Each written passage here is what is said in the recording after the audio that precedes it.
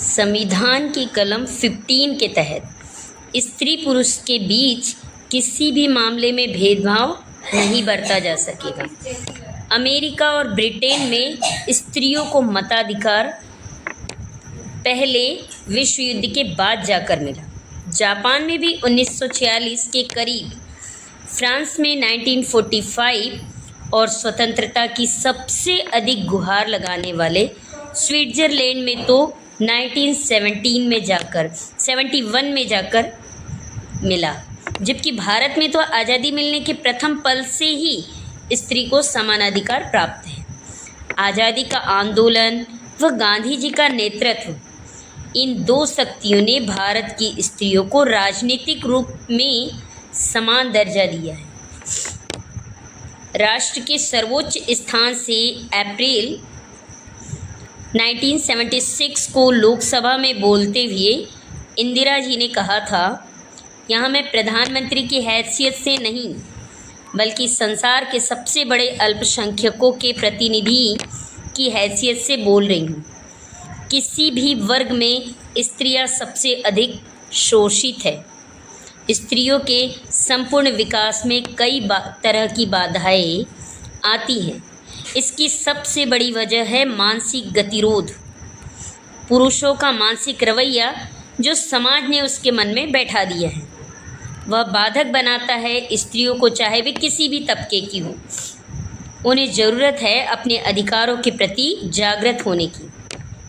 अंततः तो स्त्रियों का राजनीतिक दर्जा उन्हें अपने समाज में कितनी समानता तथा स्वायत्तता प्राप्त है, इस बात पर निर्भर करता है।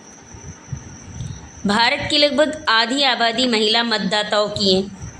संविधान के मुताबिक मतदाताओं को सजग रहकर अपने अधिकारों का उपयोग करना पड़ता है। हमारे संविधान ने यह अधिकार स्त्रियों को भी दिया है, मगर इस अधिकार का वैसा प्रभाव अमल नहीं होता। स्त्रियों के कितने प्रश्न बीच में अधर में लटके हुए हैं, जिनका कोई निराकरण नहीं होता। भारत की आज़ादी को 70 वर्ष से अधिक समय व्यतीत हो चुका है। संविधान में समान अवसर तथा हिफाजत का आश्वासन भी दिया है। कानूनी अधिकारों में भी सुधार किया गया है। व्यापक स्तर पर अक्षर ज्ञान देने के लिए राष्ट्रीय नीति बनाई गई है। इन सब के बावजूद हमारे समाज में स्त्रियों का मूल्य एवं स्थान उस स्तर तक नहीं उठ पाया जितना उठना चाहिए था। आज स्त्रियां कुछ जागृत तो हुई है, किंतु उनमें निराशा व्याप्त है। आज़ादी से पहले एवं बाद में भी स्त्रियों ने सामाजिक कार्य किए हैं। वे कल्याण के काम भी करती रही, किंतु वे अपनी नारी शक्ति का निर्माण नहीं कर पाई।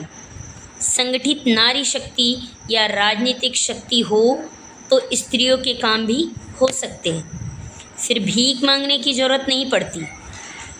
लेकिन फ़िलहाल हमारे पास ऐसी ताकत नहीं है। ताकत पैदा करने के लिए ठोस स्पष्ट कल्पना होनी चाहिए कि किस तरह के समाज की रचना करनी चाहिए। बड़ी दुखद स्थिति है कि राजनीतिक तख्ता कुछ इस तरह जमाया गया है जिसमें कि स्त्रियों की आवाज़ उसके चलते सुनाई नहीं देती। वर्तमान भारतीय समाज व्यवस्था पुरुष प्रधान है। वर्तमान भारतीय समाज व्यवस्था नहीं बल्कि पूरी दुनिया की समाज व्यवस्था पुरुष प्रधान है। इसमें कोई दो मत नहीं है।